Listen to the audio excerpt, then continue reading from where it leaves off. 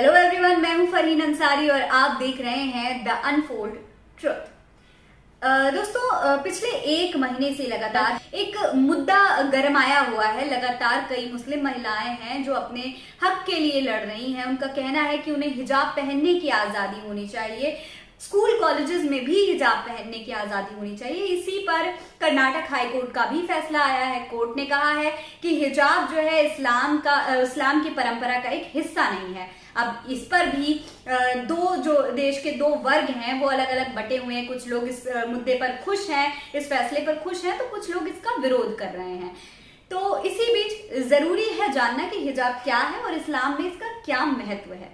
तो चलिए जानते हैं हिजाब के बारे में।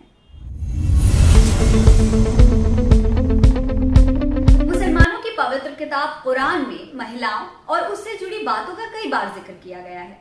मोटे तौर पर महिलाओं की इज्जत को लेकर कुरान में कई बातें कही गई हैं। रही बात पर्दे की, तो इस्लाम में पर्दा सिर्फ औरतों के लिए नहीं है बल्कि मर्दों के लिए भी है। ये पर्दा नजरों का पर्दा है। इसको इस तरह से समझिए कि इस्लाम में बेहयाई और बेशर्मी को कहीं जगह नहीं दी गई है और कुरान के नियम न सिर्फ औरतों के लिए बल्कि मर्दों के लिए भी हैं।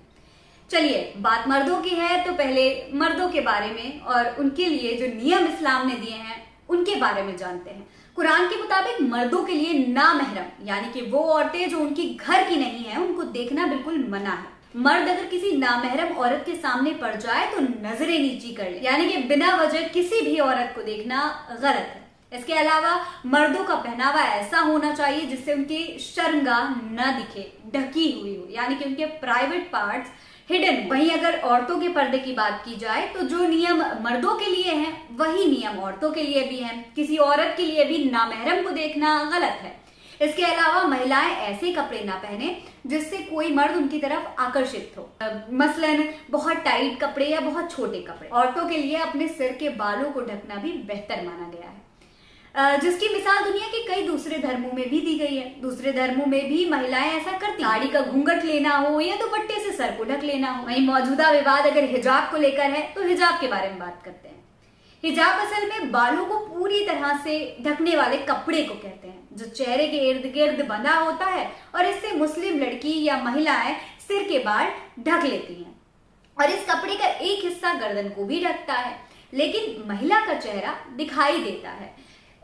कई लोग नकाब भी पहनती हैं, नकाब पहनने वाली महिलाएं भी हैं, लेकिन नकाब में जो है जो चेहरा होता है, फेस होता है, वो ढका हुआ होता है। और कई महिलाएं ऐसी हैं जो सिर्फ दुपट्टा ओढ़ती हैं। हालांकि बदलते वक्त के साथ कई महिलाएं ऐसी हैं जो हिजाब नहीं पहनती। ऐसे दूसरे धर्मों में भी होता है, पर्दा नहीं करती औरतें। अगर बात आजकल घूंघट की जाए तो कई महिलाएं ऐसी हैं जो घूंघट लेना पसंद नहीं करती, वो मॉडर्न कपड़ों में ज्यादा कंफर्टेबल महसूस करती हैं। वहीं कई ऐसी महिलाएं हैं जो घूंघट लेती ही लेती हैं और ऐसा नहीं है कि उनको कोई फोर्स कर रहा हो या उनके ऊपर कोई जबरदस्ती हो, वो घूंघट लेना पसंद करती हैं। और अगर आप उनसे कह दीजिए कि घूंघट हटाओ तो वो ऐसा नहीं करेंगी।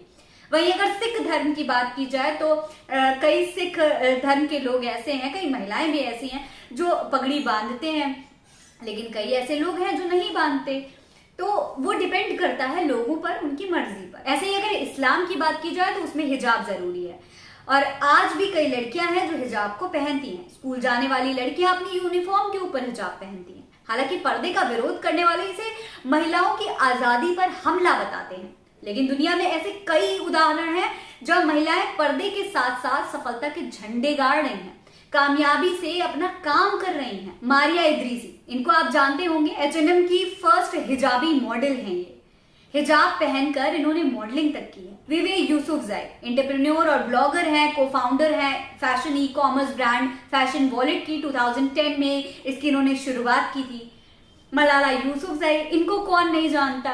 ये इन्होंने महिलाओं के लिए, खासकर मुस्लिम महिलाओं के लिए, उनकी एजुकेशन के लिए कितनी लड़ाइयां लड़ी हैं। इम्तियाज मोहम्मद, ये फर्स्ट हिजाब वेयरिंग मुस्लिम ओलंपिक एथलीट हैं जो 2016 में इन्होंने पार्टिसिपेट किया था और यहाँ तक कि अमेरिका के लिए इन्होंने ब्रॉन्ज मेडल भी जीता था। रही बात कुरान की, तो उसमें पर्दा करना अहम तो है, पर बदलते वक्त के साथ ये फैसला उन महिलाओं पर होना चाहिए कि वो किस तरह से रहना चाहती हैं। वो पर्दा करके वो पर्दा करके कंफर्टेबल हैं या बिना पर्दे के कंफर्टेबल हैं। तो आपको आज की वीडियो कैसी लगी हमें कमेंट करके जरूर बताएं। आपको क्या लगता है पर्दा कितना जरूरी है, ऐसा होना चाहिए या नहीं होना चाहिए? कर्नाटक हाईकोर्ट का फैसला कितना जरूरी है, कितना सही है?